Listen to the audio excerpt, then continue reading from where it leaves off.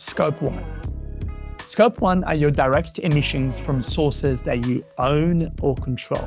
That's the important bit, own or control. The typical sources of Scope 1 are typically fuel combustion in owned vehicles, fuel in owned equipment generators like boilers, natural gas used on site, refrigerant leakage from owned cooking system, and process emissions from manufacturing. The data sources are usually pretty straightforward for Scope 1. Think about fuel cards, fuel invoices, gas bills, refrigerant logs, equipment registers. The emission factors for Australia come from the National Greenhouse Accounts, the NGA factors work, which is published annually by the Department of Climate Change, Energy, the Environment and Water. Now that is completely free.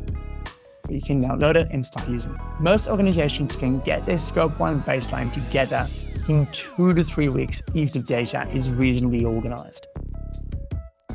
Scope 2. Those are indirect emissions from the purchased energy, mainly electricity, plus purchased heat, steam or cooling, mainly electricity. There's 2 methods under GHG Protocol, the location-based method and the market-based method. Location-based uses the average grid emission intensity for your region. Market-based reflects the actual electricity contracts that you hold, including any renewable purchases. Data sources for this are utility bills and energy provider statements. The challenge is usually consolidation.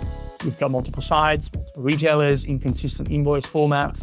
The fix is data architecture, not measurement. The GHG Protocol Scope 2 guidance document explains the dual method in detail.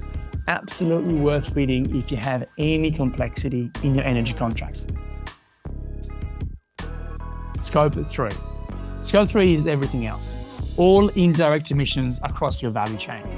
The GHG Protocol Scope 3 standard breaks it into 15 categories. The main ones for most businesses: purchased goods and services, capital goods, fuel and energy-related activities, upstream transport and distribution, waste from operations, business travel, employee commuting, upstream leased assets, downstream transport, processing of sold products, use of sold products, end of life of sold products, downstream leased assets, franchises and investments, mainly for financial services. Now that's a lot. Okay. Those are 15 categories that comprises of all of those Scope 3. 2 practical points I want you to take away from here. The first one is that not all 15 categories will apply to your business. The Scope 3 standard expects you to screen each of those and then document which of those are material. The second one is that Scope 3 is typically the largest share of total emissions for most organizations, often being 80 to 90%. For financial services, it can be up to 99%.